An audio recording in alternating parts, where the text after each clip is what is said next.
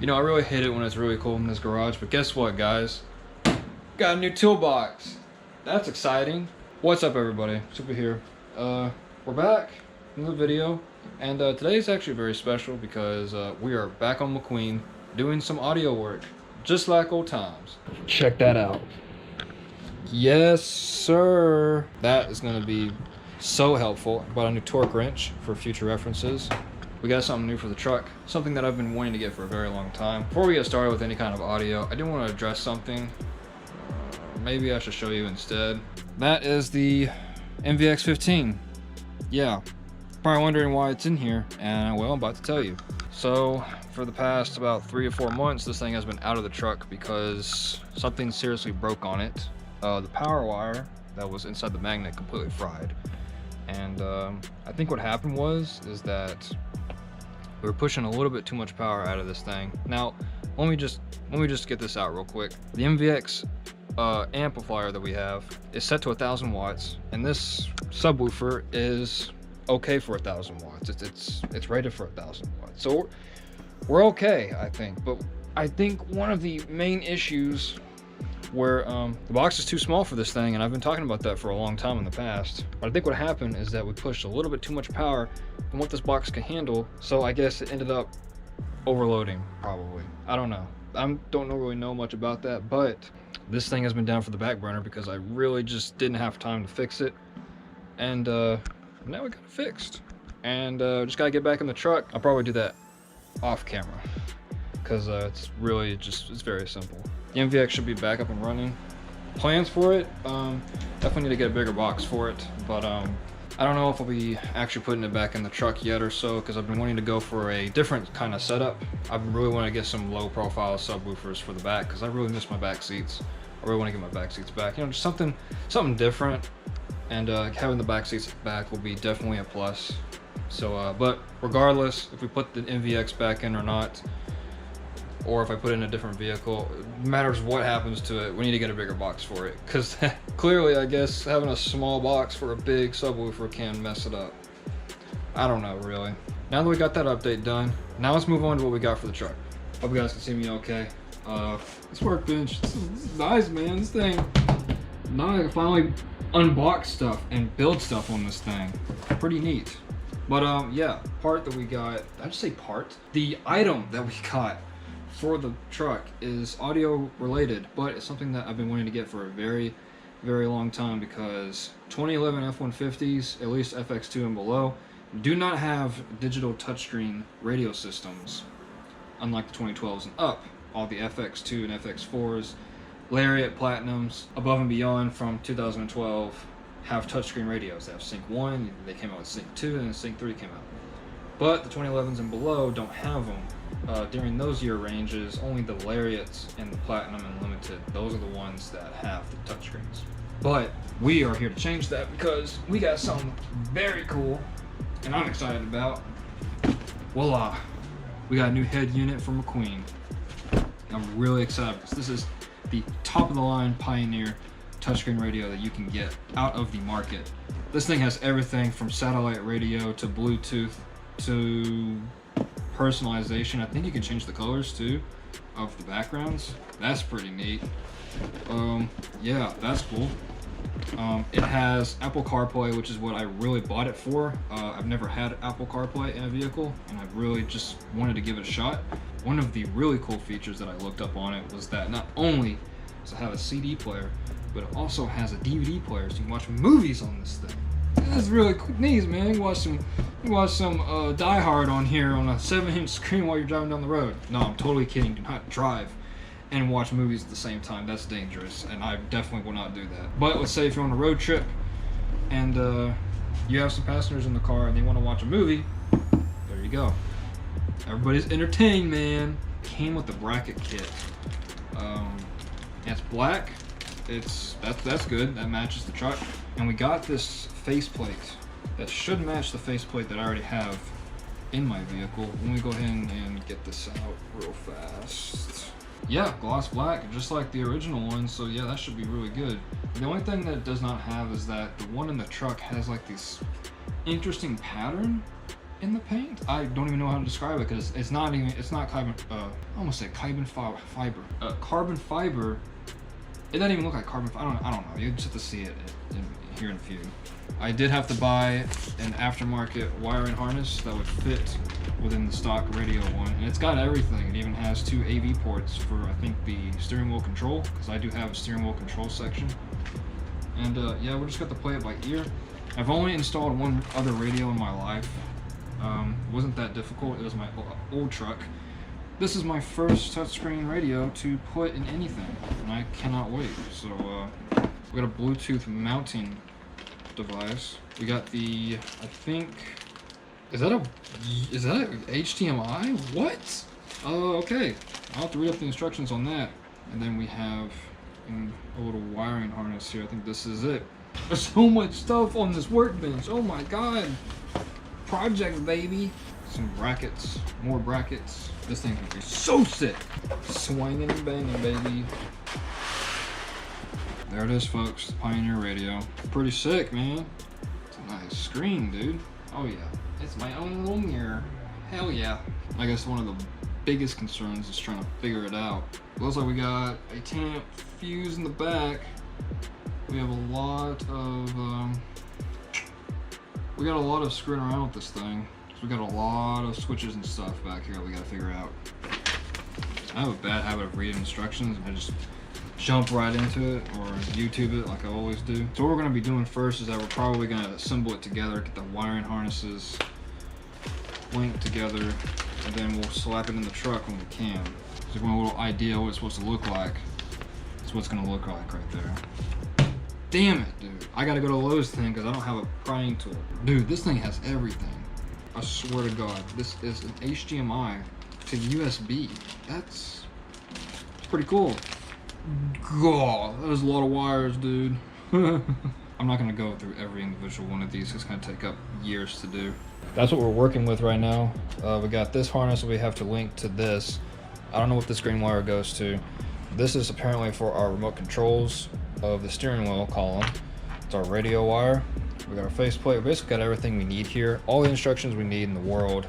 I'm pretty much gonna go ahead and figure this out. I'll pick this up tomorrow morning since it'll be daylight, and we can go ahead and take all this into the truck and check it out. So 3, 2, 1. Okay, we're back on the next day, and I went ahead and got the wiring harness together. I got everything wired to where I think connects. I got a few strays here and there. I don't know where they go to. And I got the new mounting kit put together. Pretty basic, pretty simple. Right now, we're about to go ahead and we're gonna be taking out the original dash in the truck. We'll go ahead and do that real quick. Okay, so we're gonna be taking out this trim. So let's get this out of the way. Go ahead and remove this base knob from MVX. Get this out. And see, these are the old subs that I have. I put them back in ever since I took the NVX out. But the NVX will be going back in. I'll probably do that maybe after this. Who knows? All right, now we gotta get this out. So that's gonna be fun. Let's close that. I picked up this trim kit. It's pretty sick. No. Go to bed. No. I swear to God. My dog jumps that. I'm gonna be pissed. How hard is it to get one of these things open, dude? That was a stupid idea. There we go. Oh boy. Cool deal. Move this rubberized piece out of the way. We got 2, I think 10mm sockets in the top that you're supposed to remove. That was so easy. All right, got this out. Put that up there. Gotta get the sync module out. I think it's a 10mm. Nope, it's smaller than a 10mm. They lied to me on the internet. Yeah, dinguses.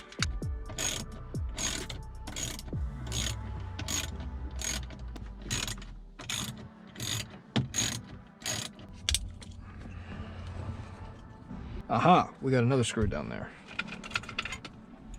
It's probably gonna be the same deal.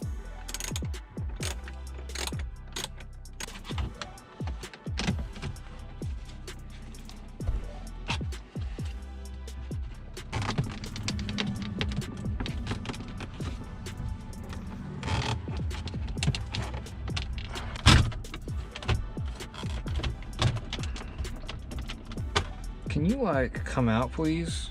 Yeah, see those little scratches right there on the dash panel? That actually was not me. The last time that this was taken out, I actually took it to somebody to get some work done.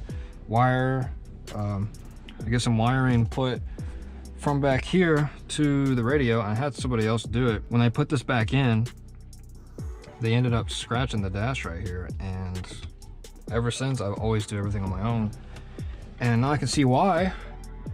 It's because they couldn't even get the damn thing back in or even out. See, this is able to come loose. This needs to be able to do the same thing though. All right, we got it disconnected. Now we gotta take these out. Okay. Before I go any further, I'm gonna see if I can put like a soft cloth, like I guess around the sides of the piece that I'm working on, because I really just don't want to scratch anything up. So we're gonna get one of these microfibers. All right. Just like that. Oh, and there it is. We got the stock faceplate out. Let me tell you something, man. It looks crazy back in there. But all right, so first thing we need to do is that we need to get everything off of here, including these buttons, the cigarette lighter, and the climate controls. But everything else, this faceplate on the top, that stays because we don't need that.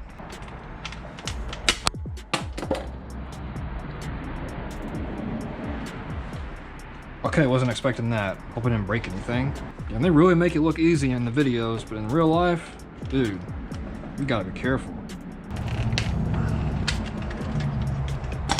Top hazard buttons and traction control comes out the front.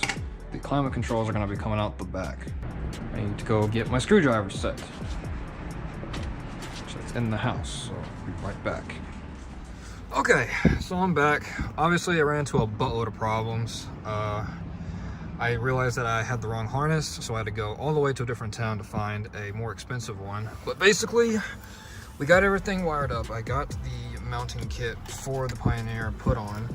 And yeah, that's pretty much, like I had to get a control box for the steering wheel. I had to get all kinds of different wirings. This is not the right video to be showing how to install this, so if you want to learn how to do this, I'd find a different video if I were you. But anyhow, if you want to see what this baby can do once we're done, then stick around. But I got the new faceplate done. I'm gonna just go get it real fast. As you can see, it's literally the same exact one we had before, but now we have an opening for our touchscreen, so that's pretty cool. All right, here we go, pride and joy right here. Here comes the tricky part. Oh yeah, this is definitely fun. Oh, come on. Nice. Okay, that's nice and snug. Oh, that already looks amazing. Now we gotta get the screws. Nice, let's get these nice and threaded in. All right, that's nice and snug. Which should be, I think, oh man, right there. There it is. You can barely see it, but if you ever get one of these, you'll see it's in the bottom, right next to the cigarette lighter. All right, now we gotta put the dash trim back in, which that's gonna be fun. All right.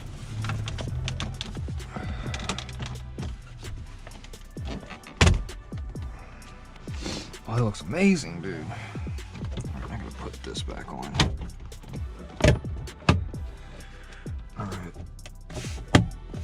There's two screws that goes into there, but since it already pops in, we're gonna worry about that later. All right, so we're pretty much almost done. Now we gotta get the sink bottom piece back on. Actually, we got a few more we gotta do. Right here. Now I don't even know if this is gonna work because I didn't hook up the USB to the radio. I didn't have the harness for that. I don't use the USB, so that's why I don't really care. But oh great, I just broke it. That's great. Awesome. Well, let's try not to break the other one. All right, well that's in. Now let's get this top little piece. It's a flimsy little thing. I gotta do is just pop it back in. This one I'm gonna need some light. Ooh, It's gonna go like that. That makes sense.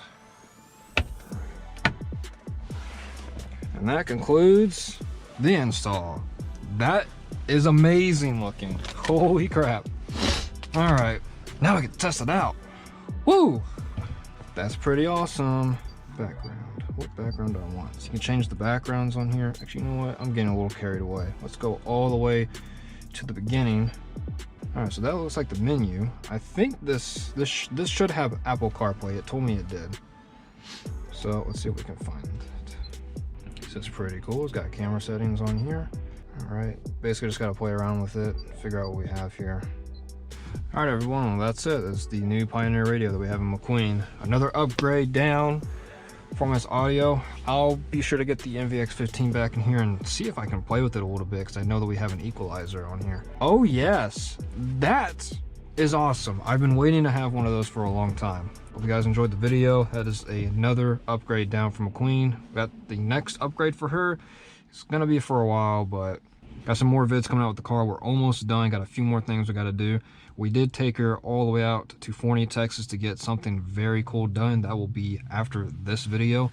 But anyway, guys, thanks for watching, and I'll see you guys next time.